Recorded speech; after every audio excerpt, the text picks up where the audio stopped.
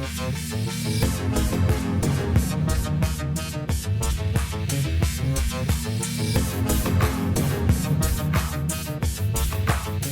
Sciforror Film Podcast.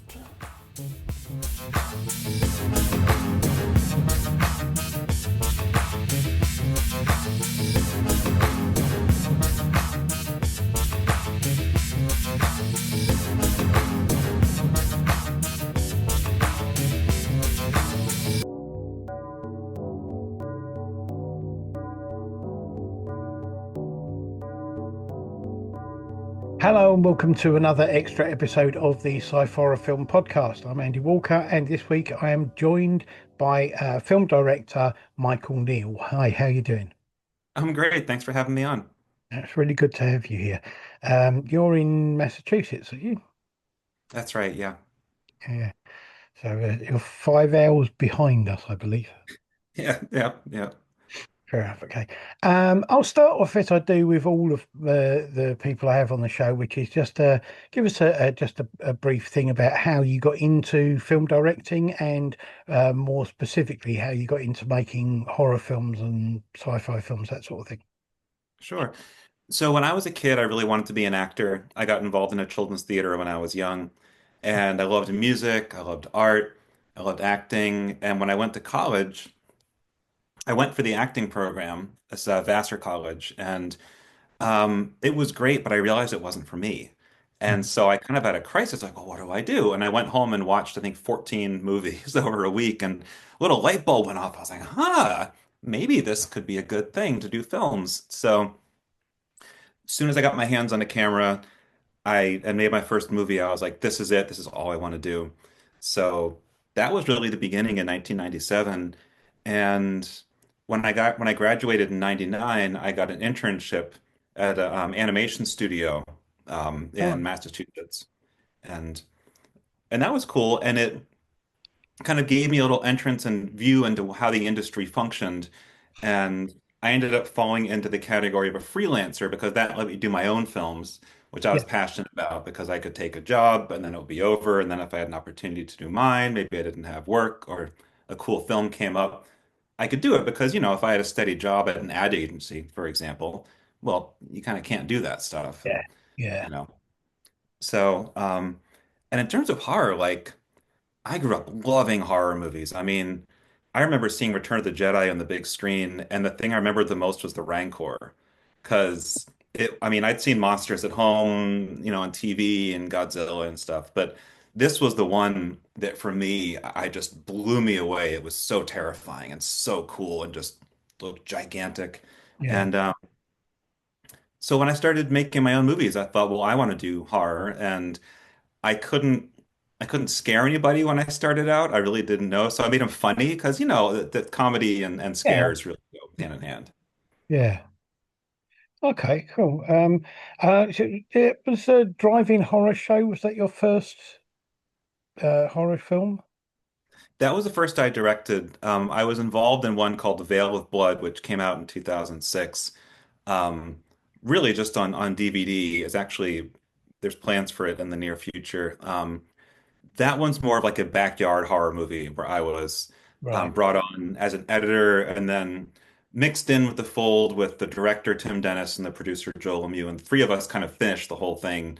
I worked on the special effects with Joe. I started filming extra scenes, kind of crafting the whole thing. And then Drive-In Horror Show was the first film I directed, and that was really satisfying because it was an anthology. So it let me try five different styles, plus the frame narrative, and the frame narrative is more of like a Tales from the Crypt, tongue-in-cheek Right. um, kind of thing. So that was super fun. I got to work with more special effects and like decayed bodies and severed heads and Yeah. blood squirting and all this cool stuff. It was so much fun. So did you write that as well, or was that the anthology? Was that other people's stories that you directed? So yeah, so it was myself and Greg Anson. We kind of created it together. So we wrote the stories together and then planned everything with storyboards and all that. I directed and he produced, but essentially it's like with the Coen brothers, we just kind of made it, together. Yeah, Um, and that was but it was fun. Writing short films is is its own kind of skill, and we wrote more than we actually filmed. And it's interesting because you become aware of what works and what doesn't. yeah, Generally speaking, simple stories, work well, often with very strictly defined heroes and villains, but because you don't have much time, you need to form an opinion about them, whether you hate them or you root for them. yeah. Absolutely. Yeah. It's interesting. I noticed that, I mean, you've kind of mixed things about a bit. You've done short films, but you've also done web TV series, and you've done a TV series. And which do you prefer? Do you prefer doing like a feature length film, maybe like an anthology? Do prefer doing shorts, or do you prefer doing the web series?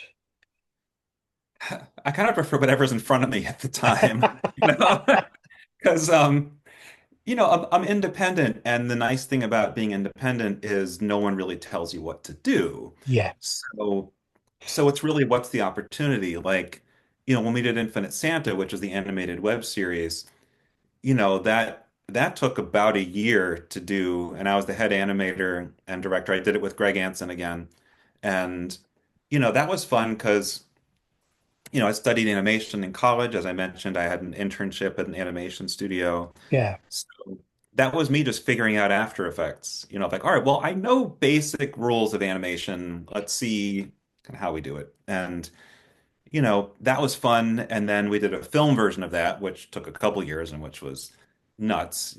I was going to And say, was it the film version? Was that a kind of was it completely separate from the web series, or was it using parts of the web series and expanded on them? so that's a good question. So we did the web series in 2010 on YouTube, kind of before that thing really existed. I mean, there were web series, but it's not like today where, the YouTube algorithm promotes consistency of releasing an episode every month or every couple months. It Yeah, knows how to grow that kind of thing. When we did it, it was just kind of organic, and you kind of reached the people you did and didn't reach the ones you didn't. So after we finished it, we thought, well, let's make a feature film because we know the feature film world. We did a documentary years ago too, and that was part of the whole feature film, kind of experience. right. And we thought, well, let's take all our shorts and put them together. But it didn't work because the web series was written for cliffhangers. So, 2 to 3 minute shorts, and to make it so you want to see the next one. You can't have a cliffhanger every 2 to 3 minutes in a feature film. It just kind of, yeah, it doesn't work. No, it gets really annoying. So. So we wrote a story that takes place 100 years after the web series with the Okay. the same three core characters. There's Santa. He's a cyborg Santa Claus fighting mutants and robots in the year 8000 to save the Christmas spirit, and he has this little kind of surrogate daughter sidekick, cyborg, and then this mad scientist who, is kind of the villain. So we said, well, let's write a totally different story, but let's balance it so that if you've seen the web series, we pay off some things. That like, this character and oh, this has happened within the last 100 years, but also do it so that if you don't know it, you're not totally lost. And we're also not bogging you down with like 5 minutes of exposition because I hate that kind of thing. So, Yeah, yeah. um, yeah. Oh, it sounds good. And you also did another TV series called Jasper Tales? Yeah. Jasper Tales. So, so Jasper Neel is my son, and when he Okay. was 4 in 2017, he, I don't know, I was in the living room doing something, and I was typing on my computer, and he came up and said, "Hey, can I tell you a story? And can you write it down?" I said, "Okay, sure." So he dictated the story, and it's the kind of story most 4-year-olds have. It's kind of meandering, it's ridiculous, it has its own kind of logic. Yeah. Um, but it was adorable, and I sent it to Greg Anson, and he was like, "Well, when are you going to animate it?" And I was like, "Huh, that's interesting." So my friend Joe Lemieux, who I've now worked with a lot, and we made Veil of Blood back in the day and continued to work. He worked on Infant Santa and Driving Horror Show, and we stay creatively connected. Right. Um, I got him on to do drawings that looked like they could be done by a child, which he excels at. That's a style he's very, very good at. Um, and then I got my father to do the music, and I got Jasper to narrate it at four, Oh, so like super adorable. And then I animated it, and they played at some festivals. They did really well. We actually just released the first one on our YouTube channel, and it's already attracting fans. So, oh, that's you know, cool. it's yeah, it's fun and it's hard, because kids grow up in an environment and they kind of reflect that. And he grew up going to horror conventions and there's posters of Friday the 13th and stuff like that in the living room. I Yeah, mean, yeah. there's always a question of like, I get from people like, well, when do you show him this kind of stuff? And it's like, well, that varies. I'm not going to show him Texas Chainsaw Massacre when Yeah. he's 4. No, I mean, I think there are certain films. I mean, I got friends of mine who've got young children. And they've watched things like Beetlejuice and was it The Frighteners and things like that, which are kind of they're okay for the kids to watch them with you, Mhm. so they don't get too scared by the things, and then you move on to other things as they get older. I don't think anybody anyway would go in with the idea of straight away you show them sort of Friday the 13th and the Texas Chainsaw Massacre and then things like that when they're kind of like 4 years old. That would be just wrong. Yeah. No, that it definitely would be. And it's interesting too because I would go to conventions because in Massachusetts there used to be a really great one called Rock and Shock and living here, my films had played there. Went there before I had a child. So you bring this kid along, and all of a sudden, all these podcasts and vendors and people I know, there's this 4-year-old. They rush over to him, they give him hugs, they take him behind the booth, they put him on the air, they show him how all this stuff works. So, he was in that world. He still is. He's almost 14 now, and he still loves horror movies. And you know, I read him Lovecraft when he was a kid, and I showed him The Thing when he was 10, because that was the age I could watch it. And I told him that when he was little, and then as he got to 10, he was like, "Oh yeah, Dad, I'm 10. I can watch The Thing." I was like, "Oh God, that's right. I told you that. I have Yeah. to, I have to do that now." Yeah, yeah.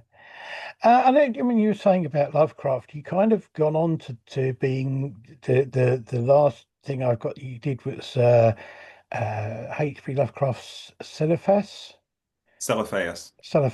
And you also got one coming up, which is Shadow over Innsmouth. Yep. When did the thing about Lovecraft come on? Because is that a new thing, or have you always been into Lovecraft and you've just kind of got into doing that as a film thing? Sure. So when I was a kid, I got some Lovecraft books for my birthday from a really good friend, and I loved horror. I'd heard from my friends and my uncle that this stuff was great, and I tried to read it, and I just couldn't. I couldn't do it. I mean, the language is so dense.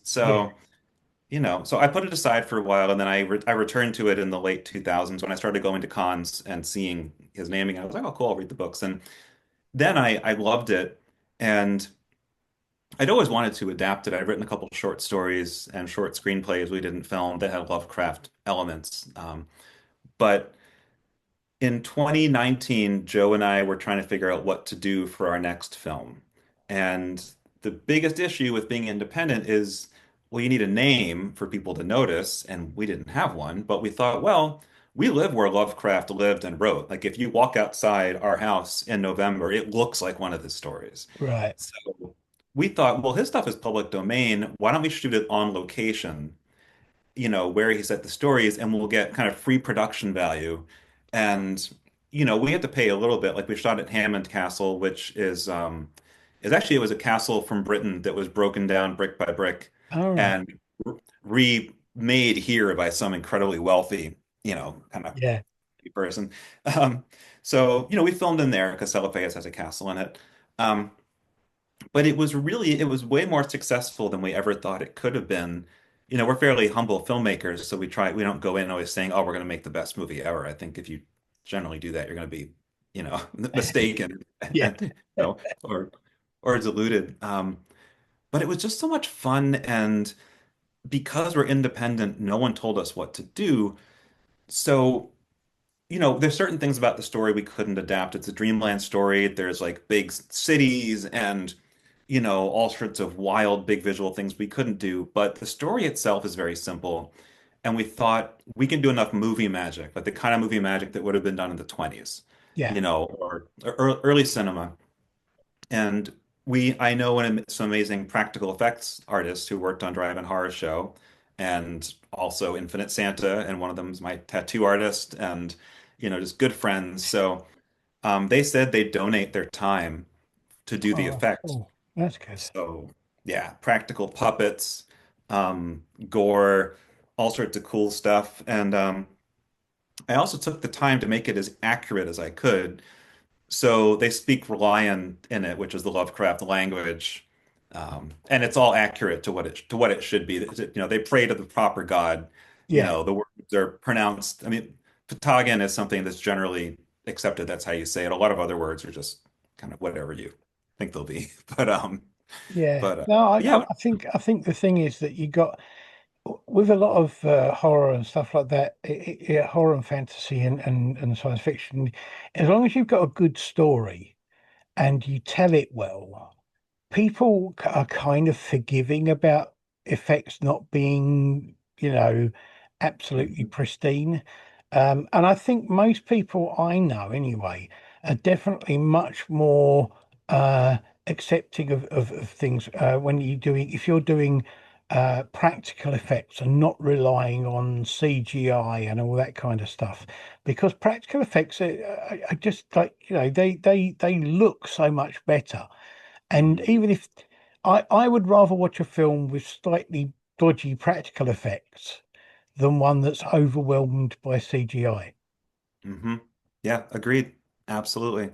Uh, And that was one of our driving goals on it was, even back to Veil of Blood, Joe and I had done practical effects and miniatures. As a matter of fact, Veil of Blood, the amount of effect and complexity blows Celiphaeus out of the water. Now it's a backyard horror movie. So, it looks ridiculous, which it is, and it's yeah. over the top and gross. But the stuff, I mean, we had a miniature in Veil of Blood where we sank a car in a fish tank with a tiny little car. We blew people up, we did all sorts of, we lit little intestines on fire, made out of like cotton and pantyhose and stuff. Oh, And cool. Yeah. yeah, just, in Celiphaeus, all the effects were practical. We had one that was done just with lighting and fog. Um, I do post-production for one of my many freelance jobs and color grading and compositing.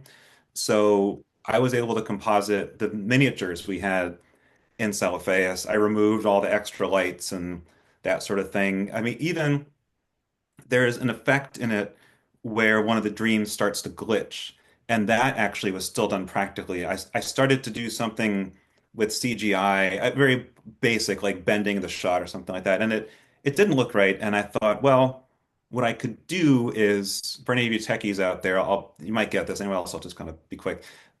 Basically, I took all the shadows and removed them, and then duplicated the shot and put it underneath and made it so it was out of sync. So you Right. see the shot coming through the shot, and then Anthony Resta, who did our score, added a warble effect. It's like an old tape player, cassette player, kind of Yeah, just yeah.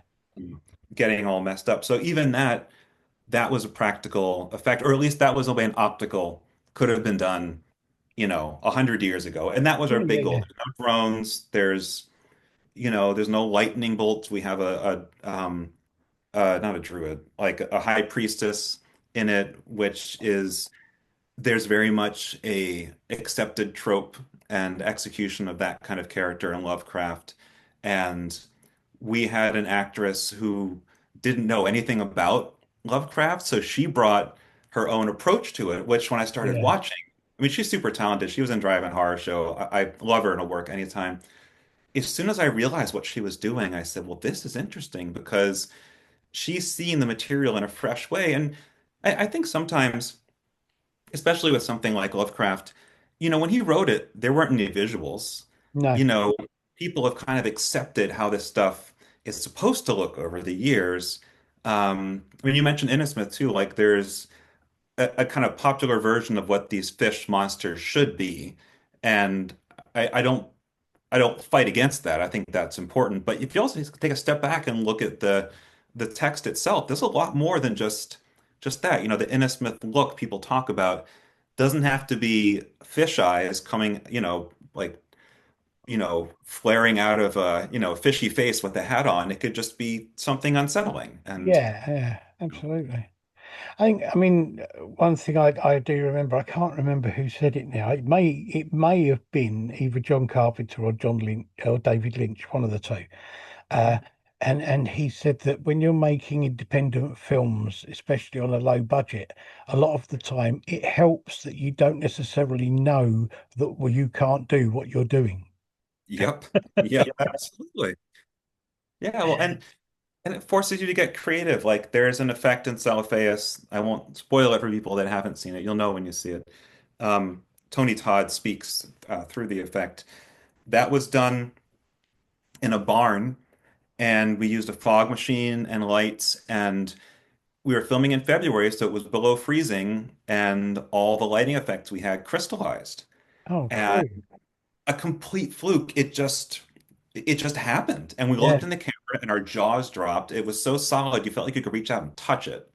And, going into the film, we thought, well, I'll use After Effects, I'll composite different lights through, um, fog machine and stuff like that. Like, it doesn't have to be a literal thing. This is cosmic horror. It's kind of better if it's a little kind of abstract. Um, and then we turned on this one random light I brought, and that was it. We didn't need anything else. We just filmed it. And, it's one of the best effects we've ever done, and it was a complete accident, you yeah. know. I mean, it's the thing. I think sometimes you experiment, and if things work really well, then you just go, "Oh, wow, that's good. Let's keep that." Yeah. It may not be what you initially planned on doing, but if it works, it works. Okay, so your films, are they available, or are all of these ones we've been talking about, are they available for people to watch online anywhere? Or Sure. So they're scattered across online a little bit. So Drive-In Horror Show is available streaming. Just check your local streamer. It jumps around a lot as contracts either expire or don't. But look around. I'm sure you can find it. There is a DVD that's out of print and has been for years. You can hunt it down on eBay or maybe on Amazon. It does have the best quality. It's not a Blu-ray, but you don't get that kind of pixelation in the darks and, yeah, in gradients of color. And it is a horror movie, so it's very, very dark. And not to mention the audio gets compressed too, and there's a really good mix on that movie. Um, Infinite Santa web series is on YouTube. So just look up infinitesanta.com. The film is a director's cut that's on Blu-ray from Synapse, which is unbelievable. Anyone that knows Synapse knows that the quality is just unreal. It looked so good that when I first watched it, I was nervous I'd missed something and there would be a mistake in there that I'd never seen before. Because it's hand drawn. You yeah, get yeah, yeah. full of errors. That's what makes it. That's what gives it life. Um, so that's also streaming, and then our other films like Jasper Tales and Celophaeus and another short horror film we did called It's Me, Ma is all on our YouTube channel. In the fall, we tried to put Celophaeus on Amazon and got rejected. And my co-creator Joe Lemieux from way back with Veil of Blood kind of threw up his hands. He's like, you know what? Let's just put them out ourselves. I don't know what's going to happen, but at the very least, they're being seen. And Yeah. that to me is a win. We're a new channel, so some of our views are still climbing. Infinite Santa's been around forever. It has tons of views. But as far as I'm concerned, the second we got one person to see Sciforror, we won. Because, how else would they possibly do it? Yeah, no, I agree. And you were also writer and editor for a short fantasy film called Teacup. Yeah, yeah, yeah. Is that So, available anywhere? that isn't not at the moment. Okay. Yeah, yeah, no, that was a short that I wrote during the pandemic, and yep, filmed it, played at a few festivals. Certainly did well. Who knows what the future holds? There's other films that we've had over the years that may never see the light of day. Maybe you've just played at a few Yeah. festivals. That's just the way it goes. I don't do it to have something that's. I love to have a film like Innesmith in the theaters for years, but I do it to make a good film and get fans, and you know So, I that. mean, Have you, I mean, have you put your films into festivals before, or the new one, Shadow over Innsmouth, would that be going into festivals? So to answer your first question, so yeah, all my films have been in festivals, which is great. You get to meet new people, Yeah. network. Every time you go to a festival, it helps you make the next movie or the next, screenplay or that sort of thing. Um, in terms of um, Innismith, that's going to be theatrical, and then that will be on VOD. We're going to be controlling that all ourselves because Okay. part of the frustration is not being able to control where things get out. Yeah. That's accepting, that's separate from something like Infinite Santa, which Synapse has and got us on Arrow streaming and Tubi and these unbelievable places that, like I'm not talking about those guys, but in terms of our own thing, sometimes you wait for so long, you get people involved, sales agents selling, maybe it happens, maybe it doesn't, even if they're interested or if they're not. And Yeah. you we have something no one's ever adapted in a Smith, literally. Like they made Dagon, Stuart Gordon did his best, but he couldn't film in Massachusetts. Like we live here. Yeah. All that cost of travel and location is gone.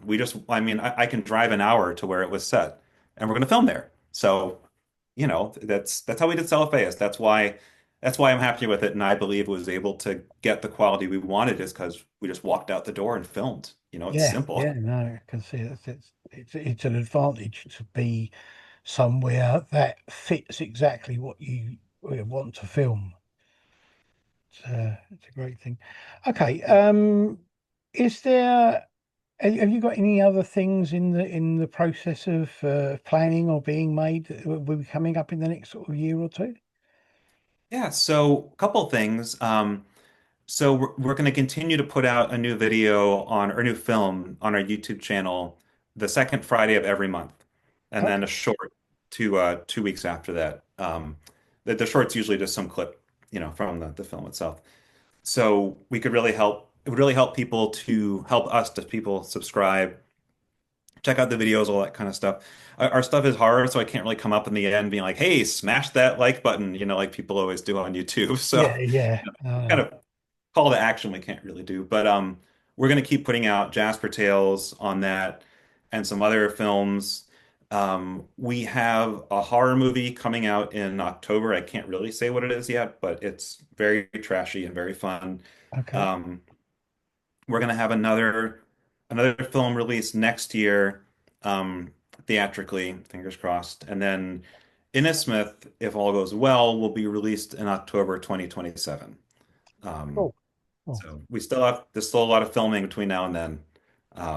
But that's the goal anyway. Is there a, I mean, for people over here in the UK who haven't seen much of your work, is there a kind of style or a studio or anything that you or a director that you would say your film work kind of matches or goes along with in particular?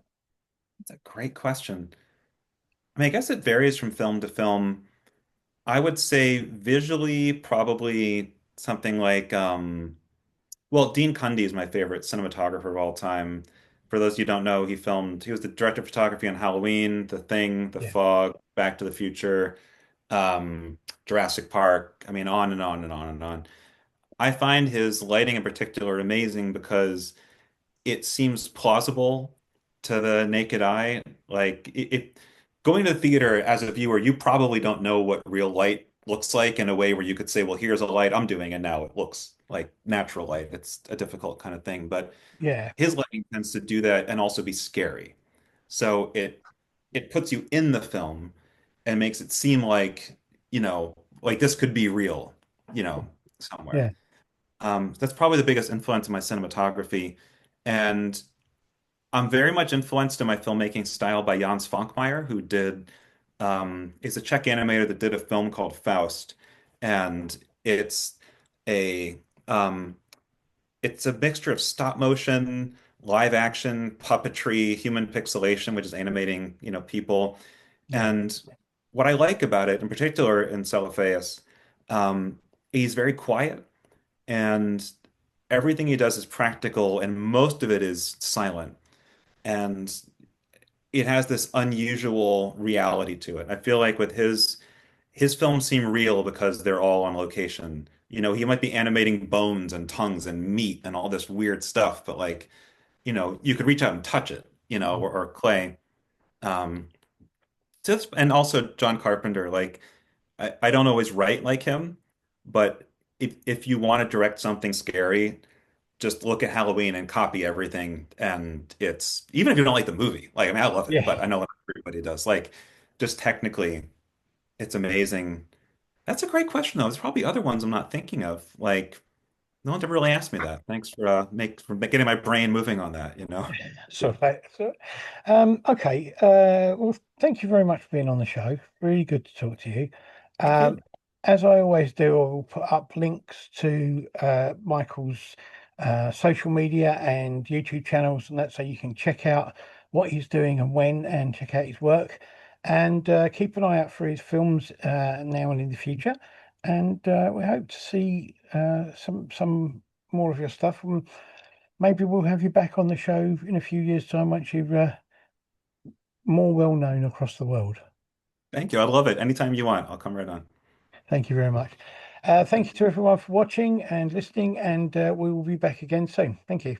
Bye. Bye.